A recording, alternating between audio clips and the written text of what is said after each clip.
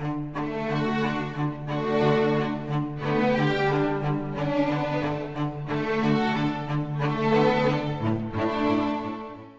buenas tardes.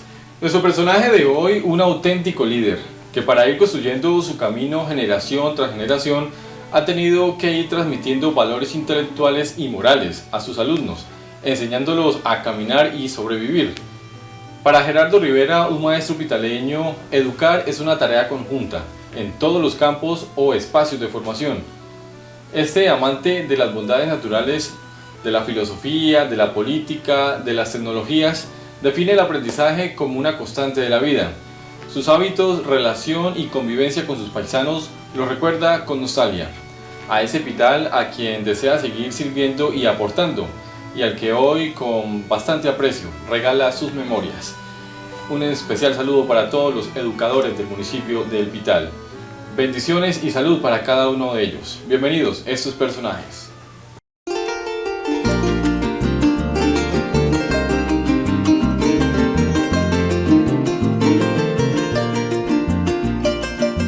Gerardo Rivera Barreiro, bienvenido al espacio Personajes del Canal 9 del municipio del Pital. Muchas gracias, señor Melo, por esta invitación a este programa y espero satisfacer sus expectativas.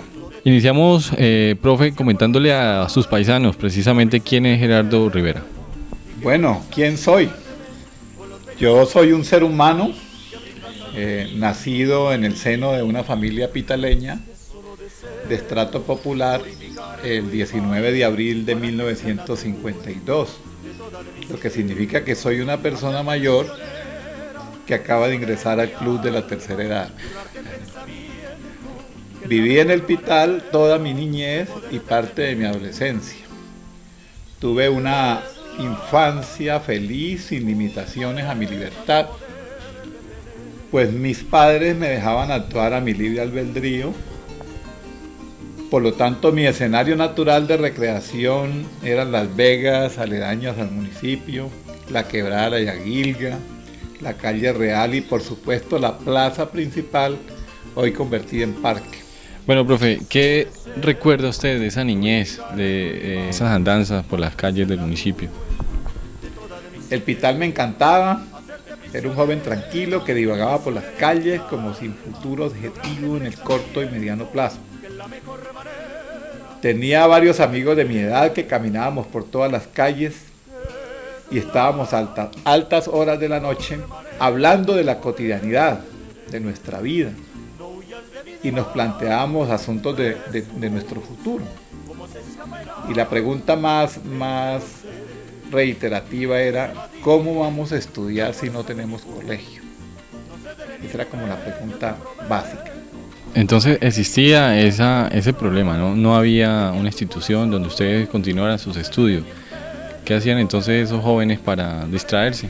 Bueno, pues como le decía, pues los jóvenes nos distraíamos en la charla cotidiana, porque básicamente nosotros no teníamos ni radio ni televisión, absolutamente nada, simplemente era comunicación verbal entre los compañeros.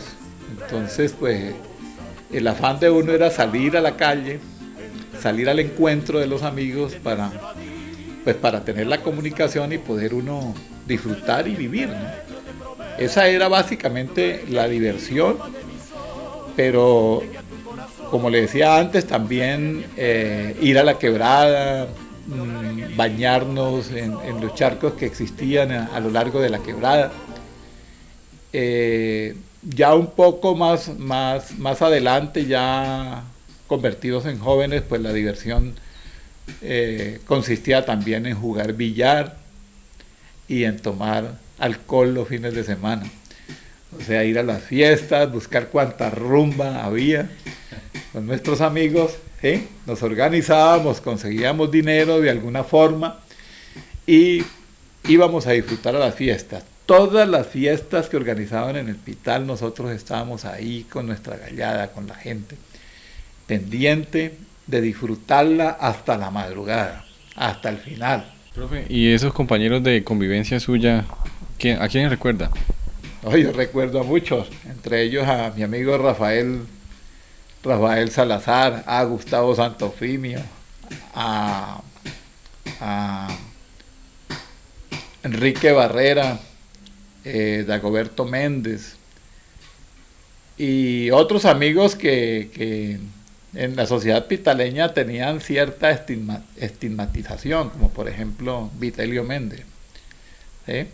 Es un personaje muy importante, incluso lo consideraban en el Pital un poco peligroso porque tenía ciertos secretos, ciertas actividades que no eran muy conocidas, pero era un personaje que a mí me llamaba mucho la atención porque tenía muy buena charla y yo lo consideraba un buen amigo. Pues tuvo sus dificultades con las autoridades y tuvo un fin trágico, pero de todas maneras yo lo reconocía. Él era hijo de una familia normal del Pital y eso pues me daba confianza y él era una persona muy respetuosa, incluso con mi papá, con mi mamá, con mi familia. Entonces por eso no lo consideraba como persona peligrosa. Bueno, profe, además de esos compañeros, también existieron maestros que de pronto usted los recuerda. Bueno, pues recuerdo a Miguel Aroca. Él fue un profesor que aun cuando no me dio clases directamente, pues tuvo una incidencia en la escuela, porque pues fui sancionado por él por un pequeño detalle, y era de tener un cuadrito con unas mujeres que estaban sin ropa. Y por eso fui sancionado casi que indefinidamente a no tener recreo, ¿sí? Y en el recreo tenía que subir en cuclillas las gradas de la escuela. Entonces, por eso lo recuerdo mucho, ¿no? Y incluso hago la comparación con la época actual, ¿no? Que hoy la escuela es totalmente permisible en todos los aspectos y Internet, por ejemplo, muestra explícitamente absolutamente todo y los padres de familia ni se dan cuenta. En ese tiempo la escuela era muy restrictiva, muy castigadora en ese campo, y no orientaba, sino que simplemente castigaba. Porque yo considero que eso no era una falta grave, era un detalle para recibir una orientación pedagógica y no un castigo. Profe, sin embargo, bueno, ya surge esa necesidad de seguir estudiando. ¿Qué pasa después? Bueno, se abre el Colegio Comunal Domingo Sabio, impulsado por otro maestro muy importante para el municipio del Pital, que se llama Timoleón Gómez.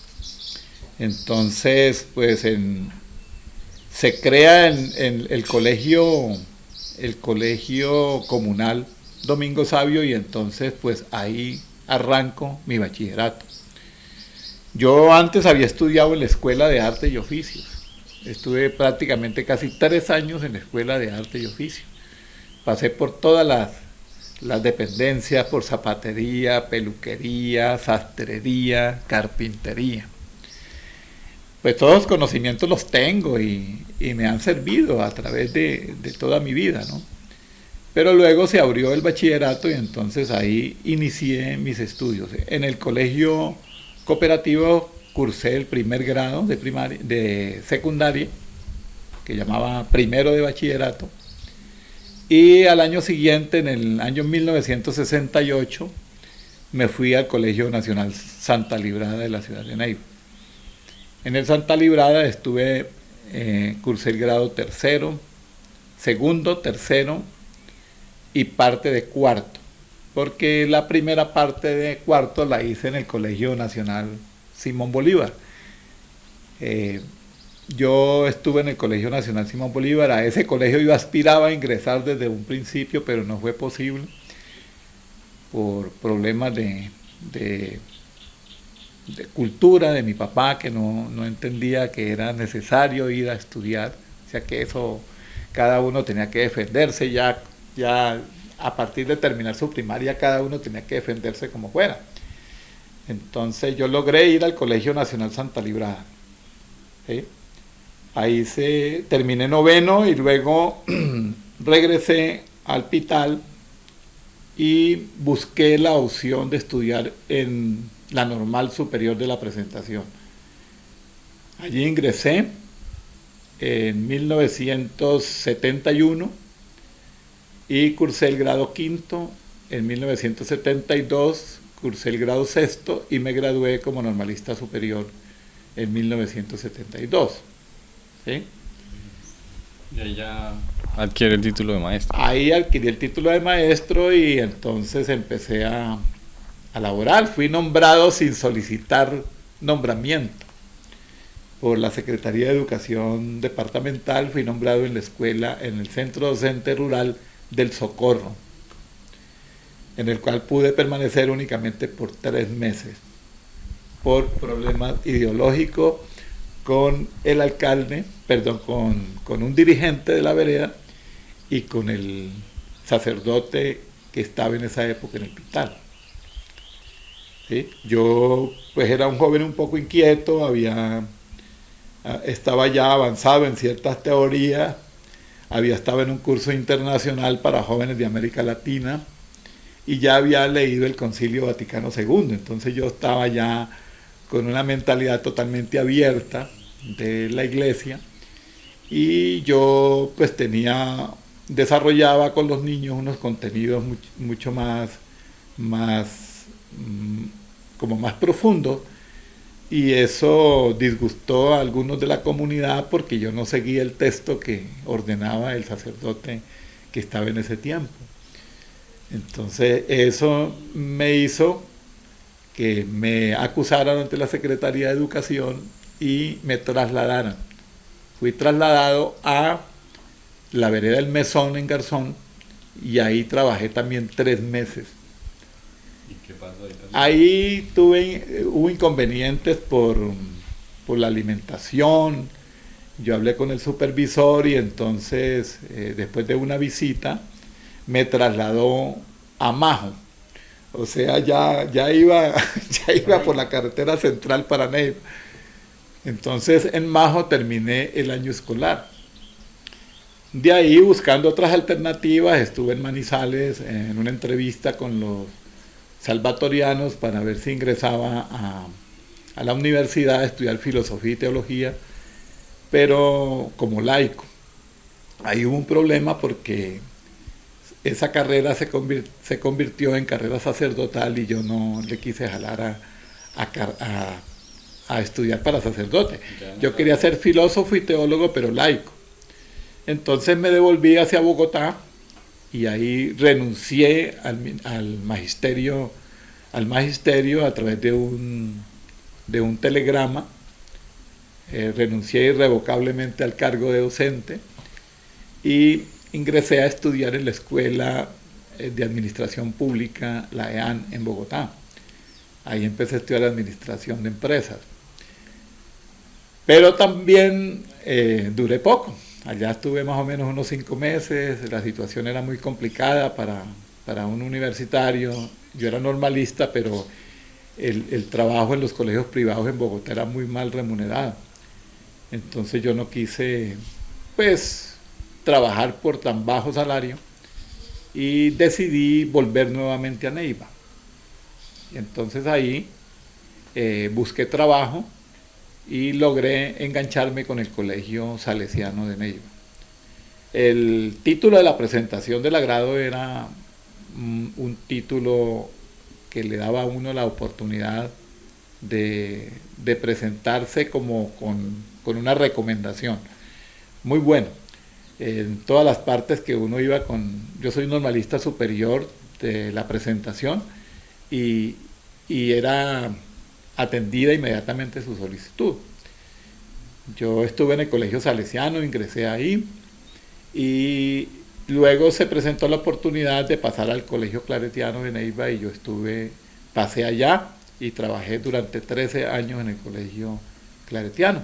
Allí fui profesor, coordinador y rector de la institución. Estuve en la rectoría más de 8 años. Y luego fui trasladado nuevamente a un colegio oficial y ahí terminé mi historia laboral. Trabajé 35 años en el magisterio y hoy ya soy pensionado. Si volviéramos a ser así nachirriquiticos, como antes cuando jugábamos, pues solos a caballitos, como cuando nos bañábamos en la quebrada Solí.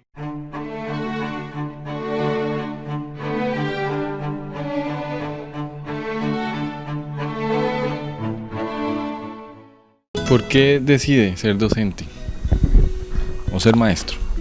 Bueno, yo no fue que decidiera ser docente. Fue como una cuestión más de azar y como de destino, ¿no? Incluso yo llegué a la normal superior de la presentación sin saber que iba a estudiar para docente. Yo me matriculé creyendo que era un colegio normalmente y que las clases eran como en el bachillerato. Pero cuando empezó el quinto año, pues empezaron clases como fundamentos y técnicas de la educación, que práctica docente, que seminarios, y yo no entendía bien por qué. Las matemáticas, yo esperaba trigonometría o cálculo y no, eran matemáticas elementales, volvimos otra vez y yo preguntaba, ¿por qué? No, es que usted aquí se va a formar es para maestro. Entonces, allá en los primeros seminarios comencé a entender cuál era el objetivo de la normal, pero ya estaba metido, no podía hacer nada, tenía que continuar. Pero yo empecé a darme cuenta que la normal me hacía mucho bien. Yo venía un poco, digamos, desorientado de los colegios nacionales, porque primero no tenían la alta calidad que, entre comillas, se creía que tenían los colegios nacionales. Tenían grandes falencias, especialmente en el personal docente y la orientación de la institución. Y yo en la normal de la presentación encontré orientación, encontré un conocimiento bien fundamentado. Tenía una hermana filósofa que había estudiado en Francia.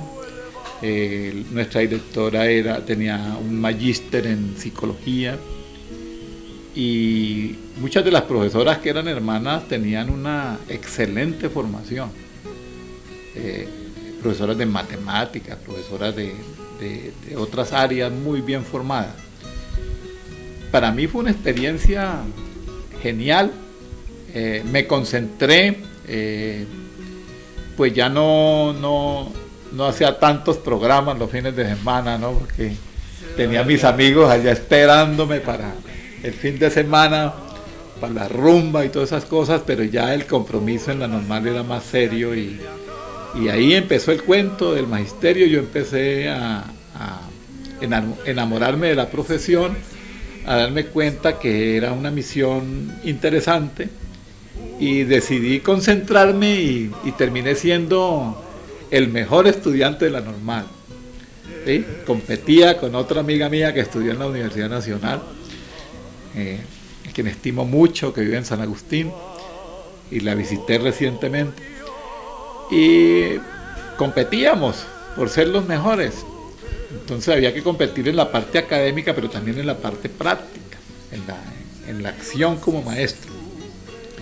Y eso siempre lo mantuve hasta el último día. Siempre me distinguí por ser un maestro excelente, con excelentes relaciones con los estudiantes, caminando al lado de los alumnos, porque eso también lo motiva a uno y no lo deja envejecer mucho. estar uno al lado del joven, estando atento a sus inquietudes, a sus necesidades, ayudándole a mitigar muchas carencias. Entonces uno puede crecer con el estudiante, mantener unas buenas relaciones y hacer una buena acción formativa y educativa. Bueno, profe, ¿cómo fue a lo largo de esos 35 años esa experiencia de la convivencia con esos alumnos, con esos muchachos? Excelente. Yo tengo muy buenos recuerdos de mis estudiantes.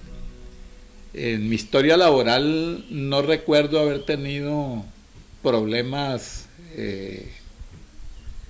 graves con estudiantes, por ejemplo, de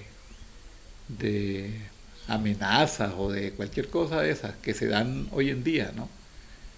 No, relaciones normales, disgustos normales dentro de una relación de seres humanos, ¿no? Tengo recuerdos de estudiantes que han progresado, que han llegado a muy buenos cargos, estudiantes que viven en Estados Unidos, que tienen puestos de alta responsabilidad.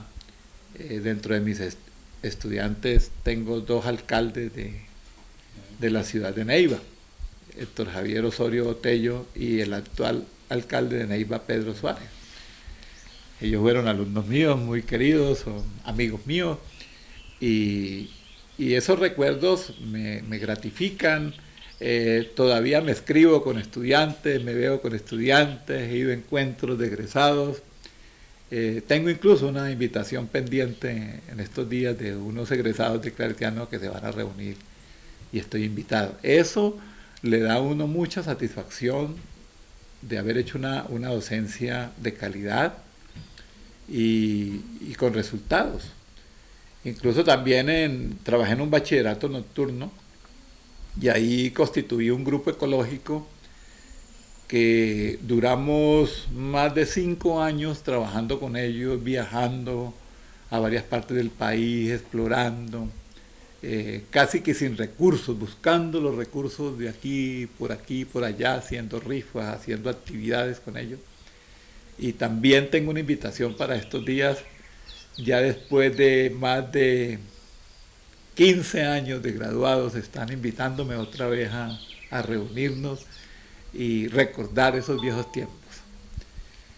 Esa es la educación es un trabajo permanente con el estudiante, es caminar al lado de él, es aconsejarlo, es convencerlo de que debe estudiar, de que vale la pena estudiar, de que hacer el sacrificio va a tener su recompensa, ¿sí? Y uno se pone como ejemplo. Yo personalmente he podido quedarme en el hospital haciendo trabajos duros, porque los experimenté, ¿sí? Había podido pues ser un buen carpintero, ha podido ser un buen zapatero o un buen peluquero, pero yo visualicé otro futuro y lo encontré a través de la docencia y hoy pues gracias a eso yo me pude realizar, pude sacar adelante mi familia, mis hijos son profesionales, mi esposa también es profesional y también labora en la docencia y eso nos trae muchísimos recuerdos. Mis 2 hijos también están trabajando en docencia, uno hace docencia universitaria y otro hace docencia en un colegio agrícola y también hacen otras carreras paralelas, entonces eso es muy importante y todo eso lo logré gracias a la docencia. No tuvimos la dicha de tenerlo aquí de pronto compartiendo esas enseñanzas para el municipio de Pital. Sí, claro, a mí me hubiera gustado muchísimo haber sido profesor en el Pital. Yo sí pensé en algún momento buscar la posibilidad de venir al Pital y tener la dirección del colegio, porque pues a pesar de que no es el colegio en el cual yo inicié, pero es el Instituto de Promoción Social, que viene de la antigua escuela hogar de la cual tengo yo muchísimos recuerdos. Sí. Claro, porque ahí iba yo a visitar a mi novia, la que hoy es mi esposa, por las ventanas. La directora, doña Leonila, Me quería mucho, me apreciaba mucho y a veces toleraba que yo fuera a molestar por las ventanas. Pero no fue posible hacer ese tránsito, pues yo estaba ubicado en la ciudad de Neiva y cuando yo ya quise hacer el tránsito ya, pues ese tipo de cambio se ha vuelto muy complicado, había que hacerlo a través de concursos, había que esperar que se presentara una vacante y usted sabe que un rector entra a una institución y permanece muchísimos años, entonces esperar esa oportunidad era muy complicado. Pero sí me fuera gustado muchísimo trabajar acá, haber dado mis aportes.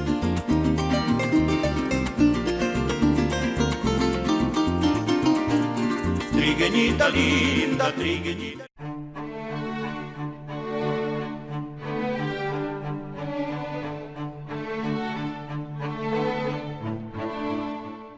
Su mayor aprendizaje durante estos años. Mi mayor aprendizaje es que la vida es muy difícil de vivirla. Uno quiere estar encima, llegar a la cima, pero he entendido que la felicidad de la vida es escalar la montaña. Por eso sigo en la lucha, sigo así, creando ideas, buscando alternativas para buscarle emoción a la vida. Ya pasando, digamos, al modelo o el sistema educativo nacional, ¿usted cómo lo considera? El sistema educativo colombiano, pues como todos los sistemas educativos latinoamericanos y del mundo, pues pertenecen a los aparatos ideológicos del Estado. Y la intención es la reproducción de la ideología dominante. Entonces, pues, cada modelo en cada época está ajustándose permanentemente a esa necesidad del Estado. ¿Sí? Entonces, pues, la escuela tiene que también, pues, tiene dos opciones: o adaptarse estrictamente al modelo propuesto, o también hacer un poco un modelo buscando el desarrollo de los currículos ocultos, o sea, de no apegarse tanto al oficial, sino también buscando alternativas para hacer propuestas y desarrollos ideológicos diferentes. ¿Sí? Usted ve que en las instituciones educativas se enseña la historia oficial. No nos enseñan a leer tras líneas, no nos enseñan a leer la página profunda. Simplemente nos cuentan la historia, ¿sí? Generalmente historicismo, una historia de batallas y de cosas de esas, pero no nos cuentan la historia verdadera. ¿Sí? Vemos el sistema educativo tratando de cambiar el modelo del 70, el 80, luego se da un salto. Hoy estamos en las famosas competencias laborales. Dicen, hay que desarrollar las competencias laborales, pero no solamente hay que desarrollar las competencias laborales, hay que desarrollar las competencias cognitivas, las competencias afectivas, las competencias culturales, las competencias deportivas, ¿sí? Y también incluidas las competencias laborales. Y la escuela ha estado en una confusión tremenda.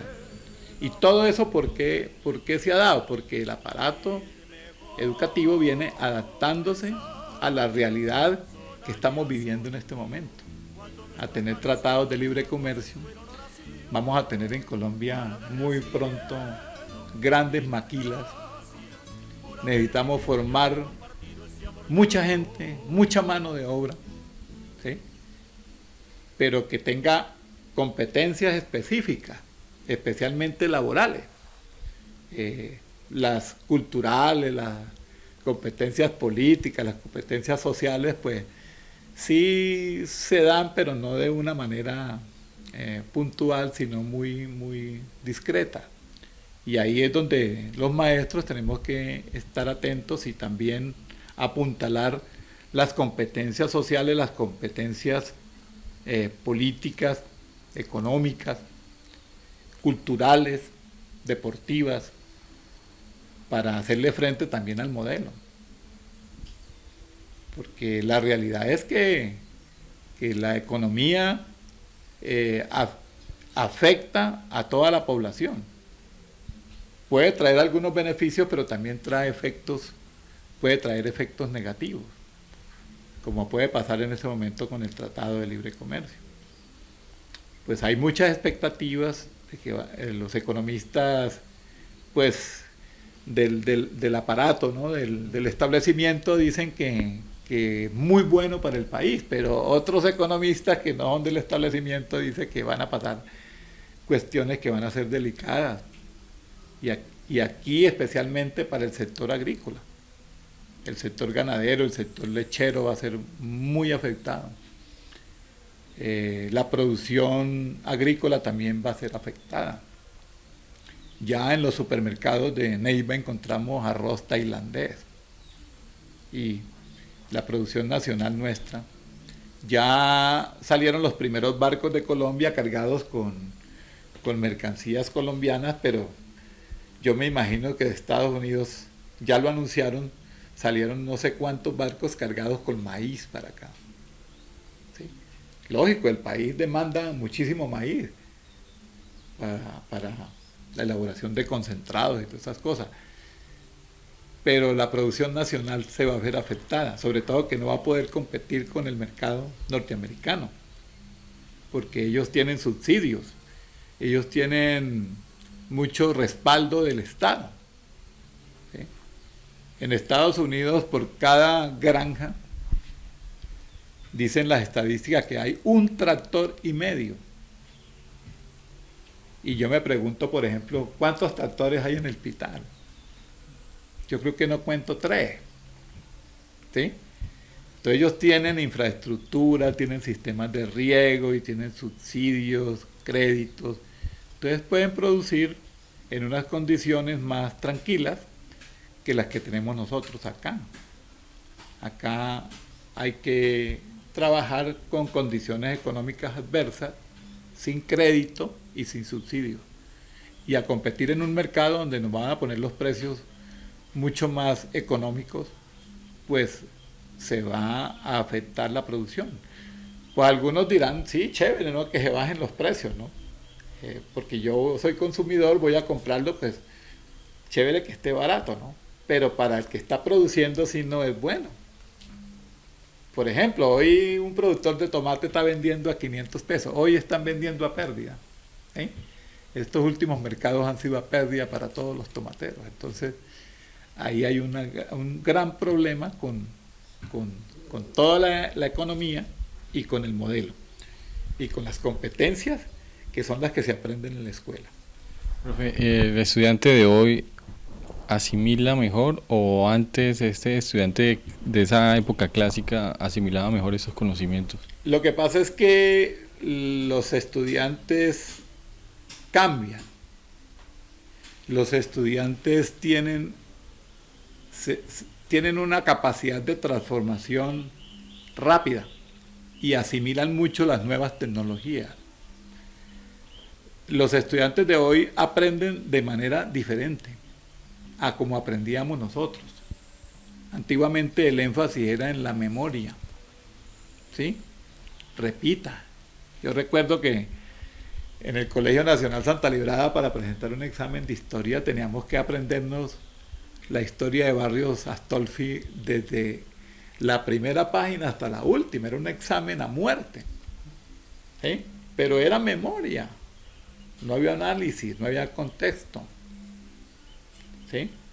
Hoy los estudiantes leen otros textos, leen otros lenguajes, los sistemas de información han evolucionado tenazmente, aun cuando hay críticas fuertes a esas tecnologías también. Por ejemplo, Internet, pues, se ha convertido como en la herramienta fundamental en todo el mundo. Pero Internet también ha traído efectos nefastos en el desarrollo, en la pérdida de algunas competencias de los seres humanos, especialmente en la parte cognitiva. Hemos perdido como la capacidad de leer la página profunda, hemos perdido como la capacidad de leer textos completos. Simplemente nos dedicamos al picoteo en los blogs y de esa manera es que pretendemos leer y estar actualizados. Además porque hay grandes volúmenes de información. Entonces ese es un problema también y que hay que acentuarlo, ¿no? Y es como contradictorio. El Ministerio de Educación, por ejemplo, incentivando a la lectura, sacando un libro con las fábulas de Rafael Pombo, ¿sí? Pues muy bonito el libro, pero ¿será que sí va a incentivar eso? ¿Sí?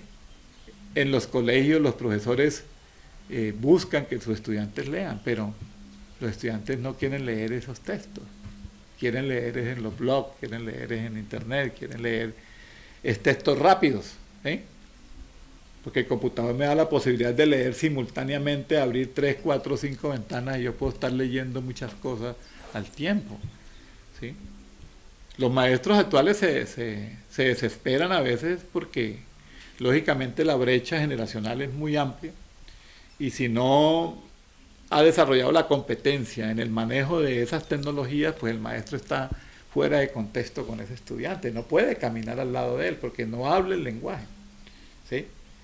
Ha cambiado hasta la semiótica de los estudiantes. Un estudiante hoy habla con usted y no lo mira. Él está mirando de lado, está mirando su iPod o está mirando su celular y usted dice, ¿crees que no le está parando bolas? Y sí, le está prestando atención, ¿sí? Entonces eso disgusta mucho a los profesores. Yo pues no sufrí tanto eso porque todavía no se había popularizado tanto el celular y ya pues los teléfonos muy modernos con muchas funciones. Yo me imagino una clase de hoy donde cada estudiante tiene su celular en el bolsillo y lo está manipulando dentro de las clases, ¿sí? Eso genera desconcierto en el maestro, ¿sí? Y pues creo que genera conflicto y desánimo. Pero yo pienso que con los maestros modernos con los maestros más nuevos no hay ese problema porque ellos ya son digitales, ¿sí? Ya son hijos de la cultura digital, pues van a tener más habilidades para poder comprender los lenguajes nuevos, los lenguajes modernos que utilizan los estudiantes.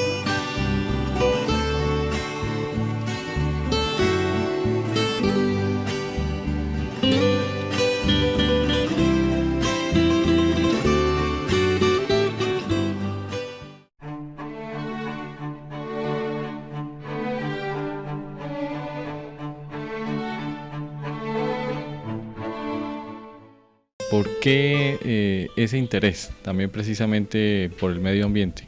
Pues el interés mío es porque yo fui docente en el área de ciencias naturales y educación ambiental.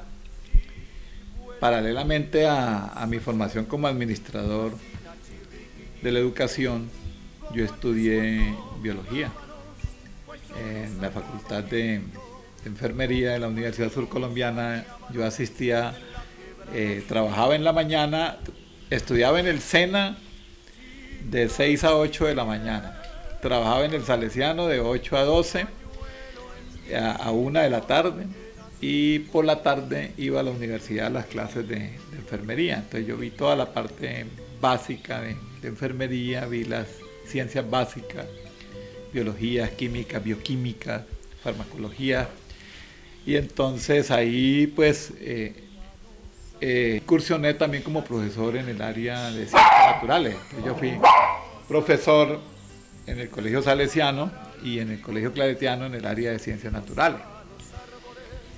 Uno de los aspectos en el cual hacía más énfasis era en la parte de la conservación del medio ambiente, porque la biología es el estudio de la complejidad organizada y no es solamente, como ciencia positiva, no es solamente transmitir unos conocimientos, sino que hay que vivenciar, hay que hacer práctica, Hay que ponerse en contacto con los ecosistemas para poder sensibilizar al niño o al joven y lograr expandir su conciencia para que pueda participar en la conservación del planeta.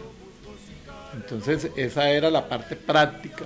Entonces organizábamos grupos ecológicos para hacer este tipo de práctica. Entonces salíamos a los campos, hacíamos prácticas de campo, laboratorios de campo, buscando que el estudiante esté permanentemente en contacto con un ecosistema y al mismo tiempo esté aprendiendo los conceptos fundamentales de la biología. Porque a veces un estudiante puede ver todo el bachillerato biología y complementa con física y química, pero a la final no tiene ninguna formación en las disciplinas de la ciencia y en las relaciones que debe mantener el ser vivo con su entorno. Porque es que es una realidad. La tierra es una y es nuestro hogar y hay que conservarla. Entonces por ese contexto es que yo llegué a tener mucha relación con grupos ecológicos y con este tipo de actividades que hoy aún conservo y que continúo impulsando. Porque la ecología es un accionar permanente y buscamos que haya conciencia, especialmente en los niños, porque a veces con las personas mayores se dificulta un poco. Ya hay ciertos comportamientos que impiden que las personas mayores como que generen o asimilen este tipo de conceptos y contribuyan en la conservación del planeta. En ese panorama del municipio del Pital, o la realidad pitaleña, ¿pasamos la prueba o cómo estamos en materia ecológica? Pues en el Pital hay muchos campos que deberían explorarse para contribuir en la mitigación de los impactos ecológicos. Por ejemplo, yo observo que las vegas aledañas por las que yo transitaba cuando era infante ya no existen. Las convirtieron en potreros. Ya hoy los potreros van hasta el borde de la quebrada, la Yaguilga. O sea que no se respeta ni siquiera la franja de los 30 metros que exige la ley. He visto potreros en la playa de la quebrada, donde el ganado pasta dentro de la quebrada. O sea, el potrero está en la playa de la quebrada, donde estaban los alisos, donde estaban los árboles nativos de la quebrada. O sea, eso no existe. O sea, la quebrada de Yaguilga se volvió una avenida. Desde ahí, desde del paso central donde está el puente hasta el puente que había en la parte de arriba, que era la cueva, pues prácticamente es una avenida. Yo la he caminado y eso está totalmente cambiado. Hay un impacto impresionante en la quebrada. Y por eso yo le hablaba a usted que hay un contrato que dio la CAN en convenio con el municipio, que es el plan de ordenamiento de la quebrada de la Yaguilga. Yo le he preguntado a varios representantes del Consejo Municipal, le pregunté a funcionarios del gobierno anterior y nadie da razón por ese estudio. ¿Dónde está ese estudio? Queremos preguntar dónde está para revisarlo, para estudiarlo, porque con ese plan se iban a formular los proyectos que van a mitigar los impactos que hay sobre la quebrada. Los meandros, todos desaparecieron y se convirtió en una avenida.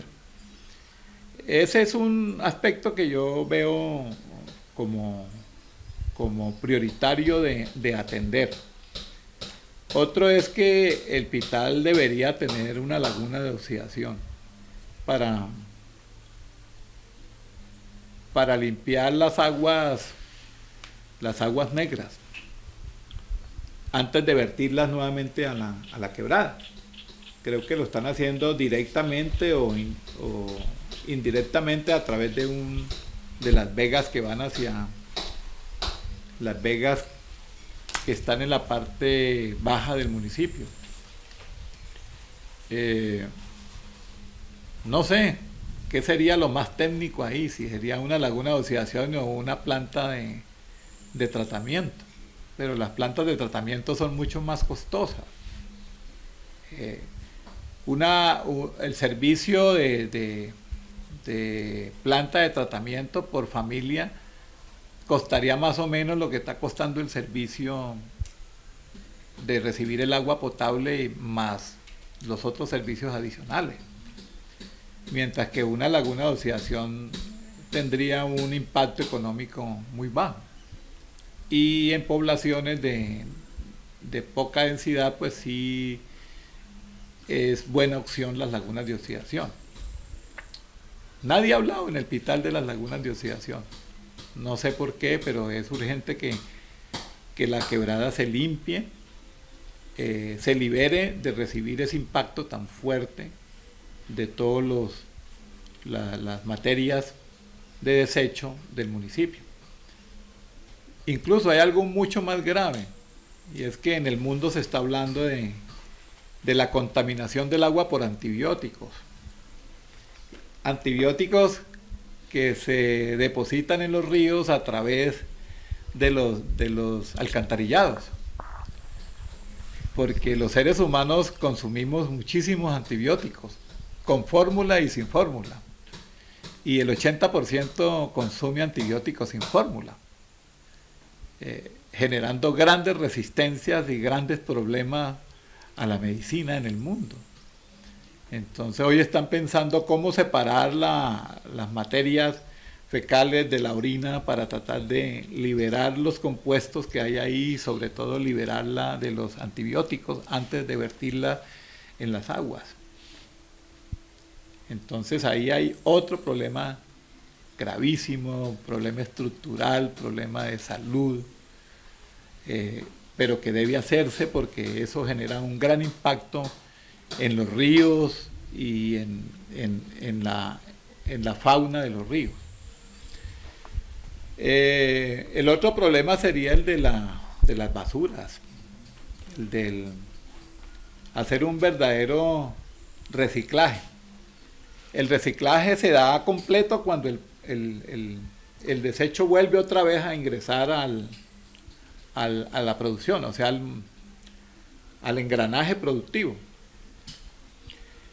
Pero en los pueblos por lo menos debería practicarse la separación de los residuos sólidos en la fuente. Es una estrategia que hace más humano el proceso para las personas que lo hacen y va a contribuir en la solución de bajarle el impacto de contaminación a la tierra. Yo sé que el Pital ya inició un proyecto, pero que está ahí un poco en stand-by. Yo digo que los ciudadanos pitaleños deben aceptar este proceso y la alcaldía municipal, o sea, el gobierno municipal debe impulsarlo a través de las empresas de aseo, para que con educación y con un poco de represión se puede lograr el objetivo de que los ciudadanos realmente reciclen en la fuente los residuos sólidos. Yo estuve en San Agustín hace muy poco y vi la experiencia. En San Agustín ya es obligatorio separar la basura, o sea, los residuos sólidos, separarlos. Y si allá usted no lo saca separado, la empresa le deja su basura ahí y le hacen un comparendo. Al principio el comparendo es educativo, pero luego si usted es reincidente se vuelve coactivo. Pero el municipio tiene que suministrar las bolsas. O sea, eso hace parte de un proyecto, pero el municipio también tiene que aportar dinero, porque no es que la gente va a comprar las bolsas o las canecas, sino que dentro del proyecto que desarrolla la empresa, pues da los materiales para que se pueda hacer ese proceso en la casa y se haga de la manera más eficiente posible para que el proyecto que está en funcionamiento también pues logre buenos resultados.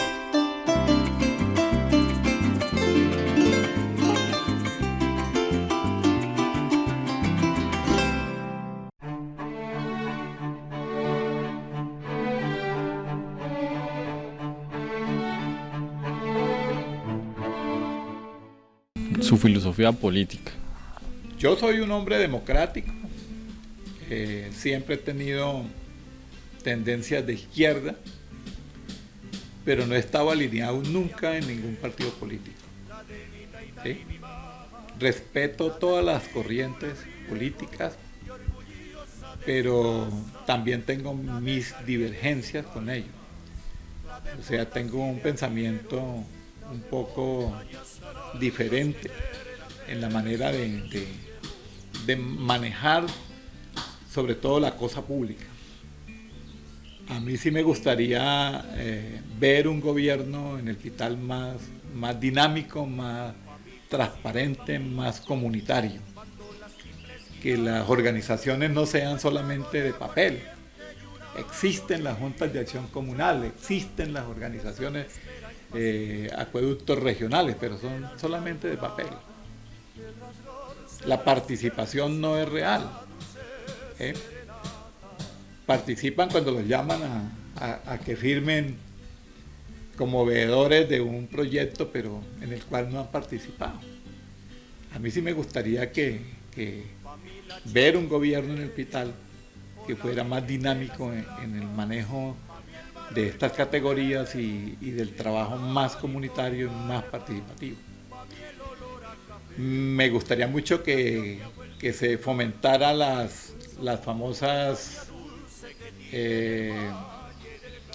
formulaciones de los proyectos de desarrollo de cada una de las veredas, que dando una capacitación en cada vereda, la dirigencia de esa parte, de esa región, organizara como de acuerdo a sus necesidades un plan de desarrollo y lo priorizara, y que ese plan de desarrollo luego se discutiera con todas las demás veredas, que son 37 en el Pital, y luego sí se llegara a un consenso con el presupuesto que hay disponible y se priorizaran las obras fundamentales a desarrollar en el Pital. ¿Sí?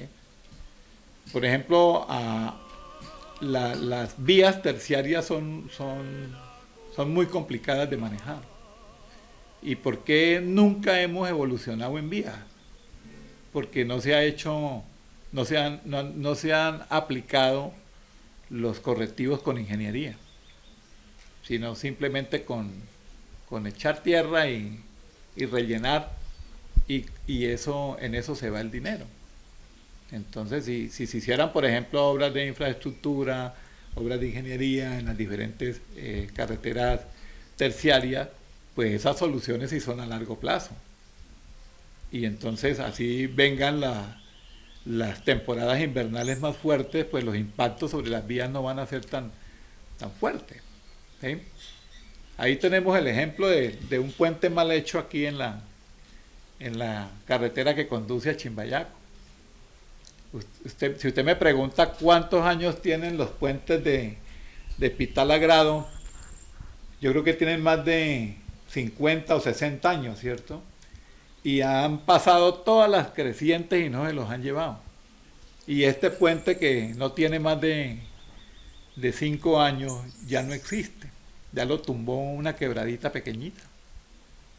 ¿Por qué? Porque mal hecho, porque no tuvo diseño, porque se menospreció el caudal de la quebrada.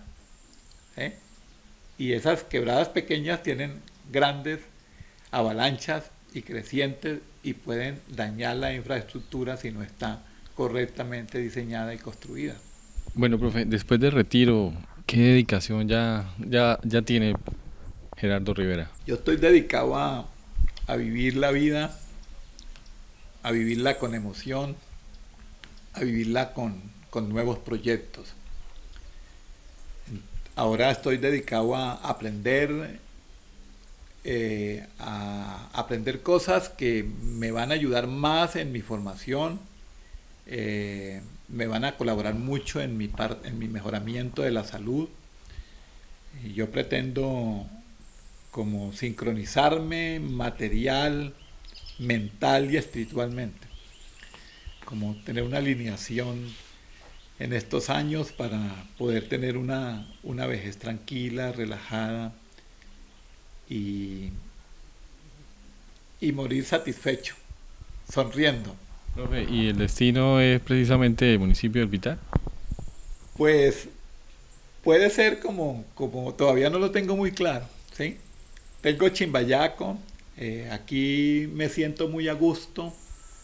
Yo regresé aquí al Pitar porque aquí me reconoce la quebrada, me reconocen Las Vegas, me reconoce el aire. Me gusta mucho. Es posible.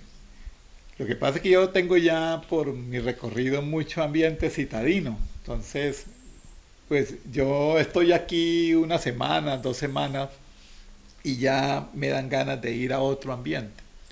Entonces ya me hace falta también la ciudad. Entonces yo pienso como estar en la ciudad, estar acá, ¿sí?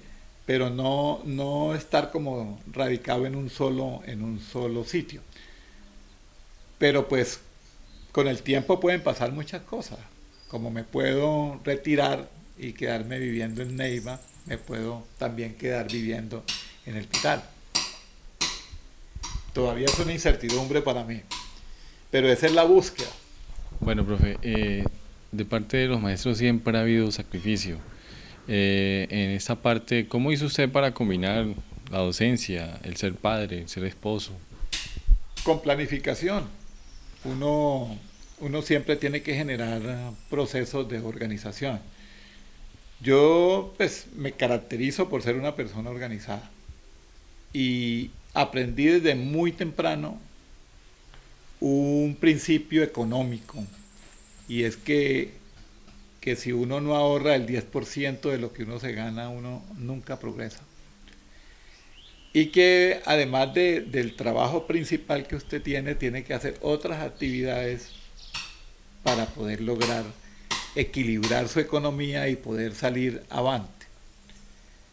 Uno no puede conformarse solamente con el salario, porque ese básicamente le da para vivir, para comer, para responder por los gastos de la familia, pero para progresar es muy difícil. Entonces yo siempre tuve la oportunidad de estar trabajando adicionalmente, ¿sí? Por ejemplo, tuve taxi, conduje taxis, trabajé con taxi, me robaron un taxi, tuve un negocio, ensamblé computadores, vendí computadores, he estado relacionado con empresas haciendo ventas de equipos de ingeniería, por ejemplo. A la Surcolombiana hice buenos contratos con la Universidad Surcolombiana. Entonces siempre he estado en una dinámica de búsqueda, de buscar adicionalmente algo, ¿sí? Sin descuidar su labor fundamental, porque eso sí no lo tengo claro. Si usted es maestro y va a hacer una tarea adicional, tiene que hacerlo en sus momentos, ¿sí? En sus espacios. No sacrificar su docencia, su trabajo central, por ir a ganar un dinero adicional. Entonces yo, por ejemplo, el taxi lo compré como una inversión, pero tenía otra persona que lo manejaba, ¿sí? Y yo lo cogía en vacaciones, lo cogía los fines de semana y me divertía mucho en el taxi. Aprendía mucho, porque un taxista aprende muchas cosas, ¿sí? Hasta cuando se lo robaron, ¿sí? Pero ya tenía ahorros para comprar otro carro. Entonces el impacto no fue tan fuerte. Ya pude lograr comprar otro carro, vender el cupo, solicitar otro cupo, hice otros negocios y prácticamente mitigué esa pérdida en la misma dinámica del negocio. El transporte es un excelente renglón para trabajar. Si tuviera la oportunidad de volver a meterme en el transporte, lo haría. Profe, ya en esa tranquilidad de esta bonita finca que usted ha construido, ¿qué le dice a esos maestros pitaleños, esos amigos suyos, compañeros de convivencia en oportunidades, y también a esos exalumnos, ¿no? A esos paisanos también que de pronto compartieron enseñanza con usted, no propiamente en un aula de clase, sino departiendo algunas palabras? Bueno, a mis colegas yo les digo que trabajen hasta cuando tengan las fuerzas y el goce por el trabajo, pero que todo proceso tiene su límite, y atender mucho al llamado del cuerpo. La mente traiciona mucho, el cuerpo es más inteligente que la mente, porque el cuerpo es más viejo que la mente. O sea, el cuerpo le dice a uno hasta cuándo puede ir, pero a veces la mente lo hace ir uno más allá de lo que puede, y entonces está sacrificando su cuerpo. Entonces se va a enfermar, va a sufrir trastornos psicológicos, psiquiátricos, por estar en un ambiente que ya su cuerpo no resiste. Entonces, lo mejor es decir uno adiós con elegancia, con la frente en alto, y tener fuerzas para hacer otras cosas en la vida. No todo en la vida es el trabajo. Además que las necesidades de una persona mayor comienzan a reducirse significativamente. Ya uno ha educado a sus hijos, ya no tiene tanta presión, entonces puede vivir con menos recursos. Y también pues se da la oportunidad a otros docentes jóvenes que han estudiado y que están esperando el turno, que están esperando que muchos maestros renuncien para poder ingresar a ocupar esos cargos. Muchos dicen que eso es envidia, que no sé qué, no, pero eso también tiene sentido común y es lógico. La otra parte era respecto a los amigos de mi pueblo, pues con ellos tengo nostalgia de muchas cosas, los recuerdos de infancia. Sé que un amigo mío de ese tiempo va a regresar al Pital, él vive en Houston, y entonces va a volver al Pital, se va a vincular al Pital, ya como que hizo una transacción para adquirir un bien mueble otra vez, un bien inmueble en el Pital, para volver a ubicarse acá. Pues él también está en la incertidumbre de estar flotando entre Pital y los Estados Unidos, pero lo va a hacer. Entonces, a ellos, desearles también que les vaya muy bien, que ojalá nos podamos compartir ahora en la tercera edad otra vez los recuerdos y volver a hacer unas cuantas pilatunas por ahí, porque todavía tenemos fuerzas para hacerlo. Bueno, profe, muchas gracias de verdad por esos minutos que usted le concede a la televisión local. Lamento mucho que sean pocos minutos y desearle muchos éxitos, ¿no? Si de pronto se va para Estados Unidos, que ojalá vuelva pronto. No, voy solamente de paseo. Yo en los Estados Unidos no me quedaría nunca. Yo siempre estaré en mi tierra.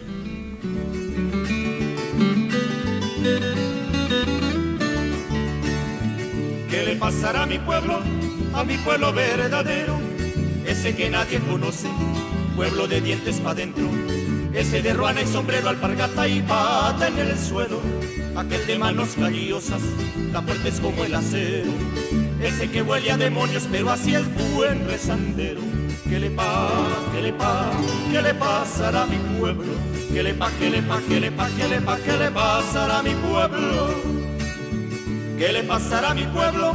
Que habiendo tanto extranjero que canta lindas canciones, prefiere a los carrangueros. Si aquellos con gran acento endulzan los corazones, en los desfiles de estrellas de radio y televisiones, y estos hablan de cucharas, de culias y de camiones. ¿Qué le pasará a mi pueblo? ¿Qué le pasará a mi pueblo?